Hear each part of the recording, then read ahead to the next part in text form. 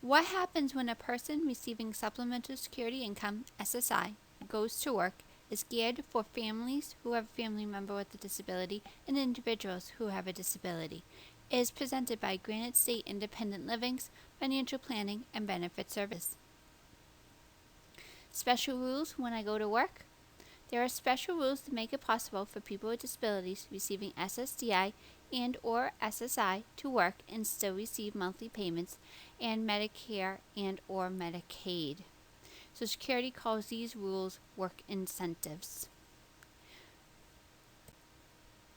Please note this presentation will focus solely on SSI work rules. If you receive SSDI, please see a separate presentation on SSDI work rules.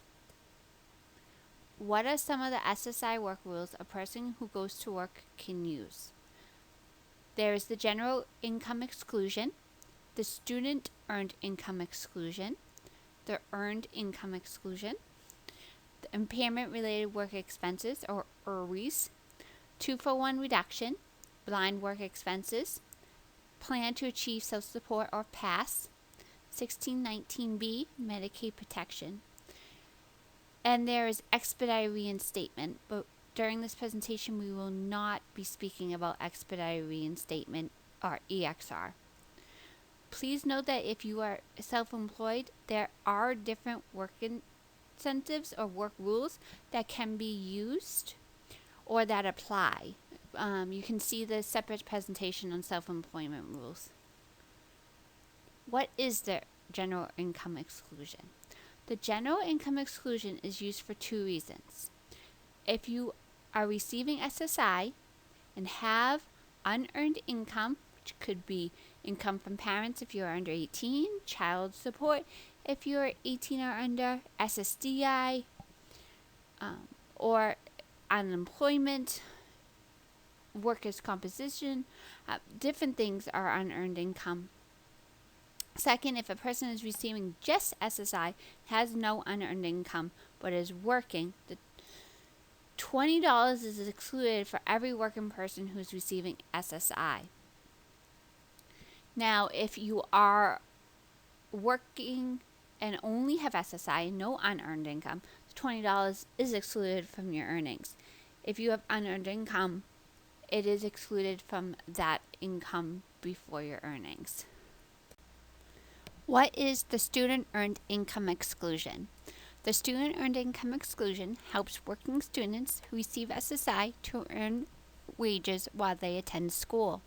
You may qualify for the student earned income exclusion if you receive supplemental security income SSI and are under the age of 22, are regularly attending school, and are working.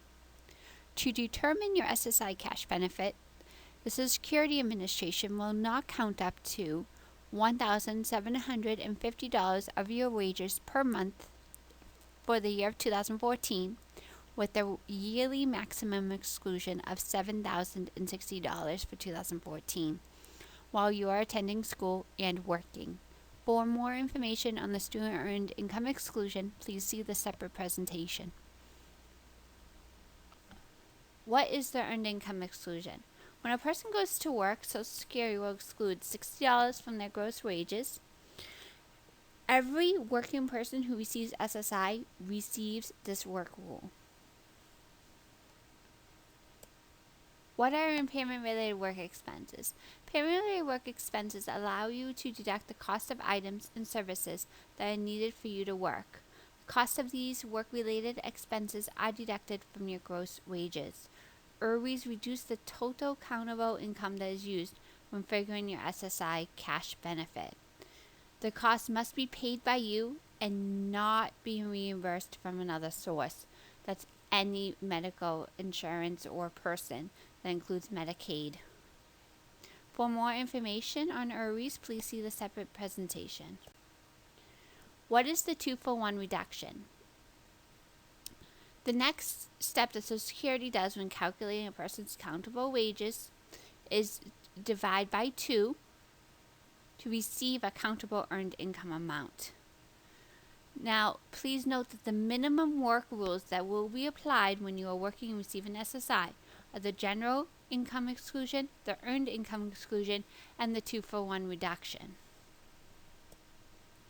What are blind work expenses? If you are receiving SSI due to blindness, you are able to claim blind work expenses. Basically, you are allowed to deduct any expense you incur that is related to your job. The expense does not have to be related to your disability of blindness or any impairment you have, unlike impairment-related work expenses where it has to be related to a disability. What is a plan to achieve self-support, or PASS? PASS is an SSI work rule under which a person can set aside income besides their SSI cash benefit to be used to achieve specific work goals. A PASS can be established to cover the cost of attainment in education, receiving vocational training, starting a business, or purchasing support services which enable you to work and eventually result in reduction or cessation of benefits. When you have an approved PASS, Social Security does not count the income that you set aside when figuring your SSI payment amount or when they determine eligibility for SSI. For more information on PASS, please see a separate presentation. What is the 1619B Medicaid protection? Most people receiving SSI should qualify for 1619B Medicaid protection if your SSI payments stop because of increased earnings. This is $1,527 or more per month for 2014. This is called the break-even point.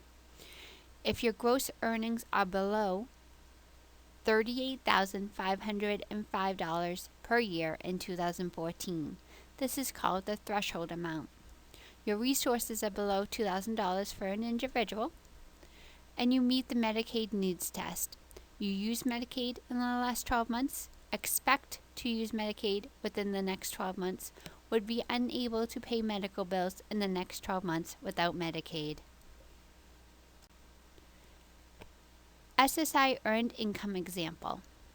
John receives SSI and receives the maximum of $721 per month. He is employed and earns $1,085 gross per month. If you take his gross earnings of $1,085 and subtract the $85, which is the $20 and the $65 exclusions, you equal $1,000. Take that 1,000 and divide by 2, and it equals $500 of countable income.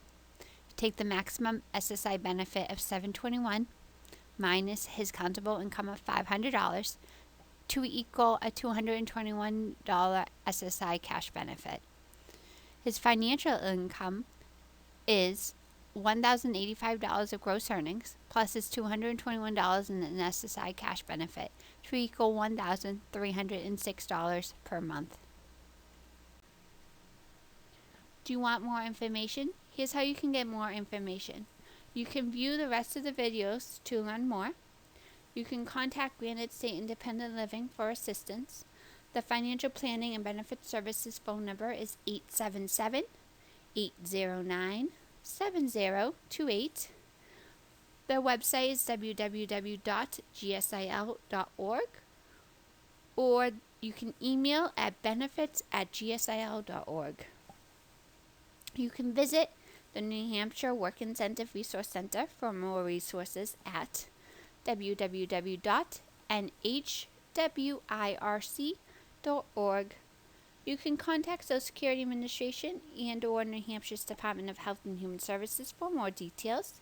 Social Security's website is www.ssa.gov, and the Department of Health and Human Services website is www.dhhs.state.nh.us. If you are connected with an area agency, mental health center, or vocational rehabilitation, you can contact them for more information and assistance.